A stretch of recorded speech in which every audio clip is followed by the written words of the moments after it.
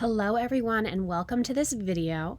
In this video, we are going to be walking through how to send an invitation to your student to join an iCollaborate room.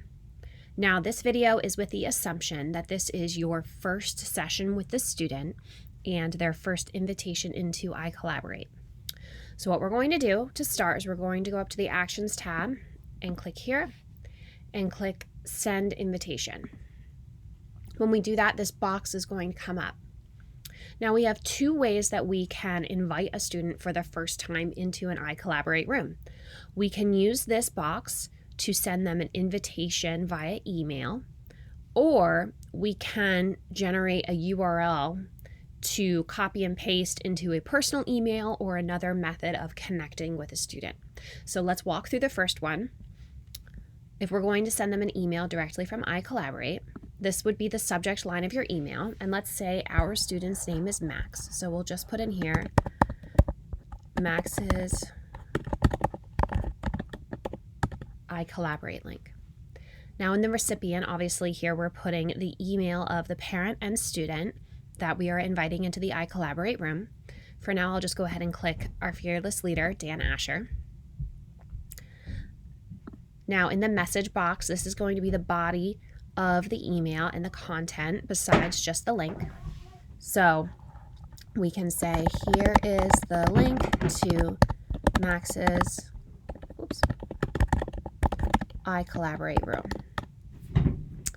Now, there really is no need for us to click this password protected button. I don't anticipate us in A+ with tutoring dealing with very sensitive material, so that's not very necessary.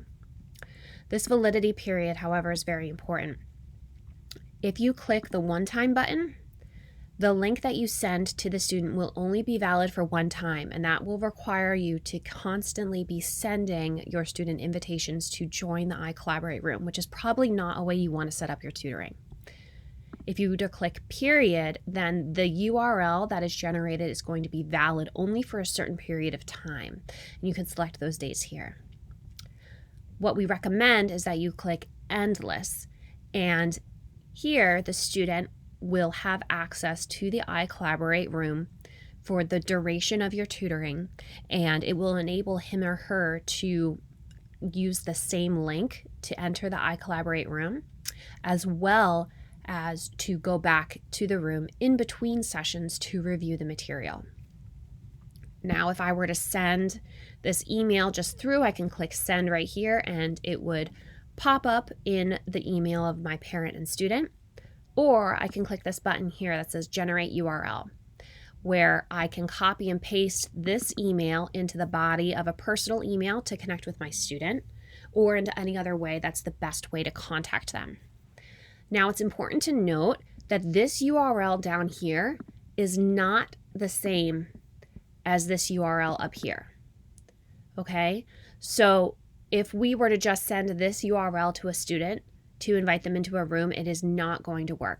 So it's very important we go through the process of sending them an invitation this way. Okay, now in the case that your student cannot find the email, we suggest that they look in their spam box. And if they still cannot find it, again, that is a great time to go ahead and generate that URL invitation link to send to them in a personal email or in another way of contact. As always, if you have any questions at all about sending invitations or about iCollaborate, do not hesitate to reach out to us at A+. Thank you for joining us. We'll see you next time.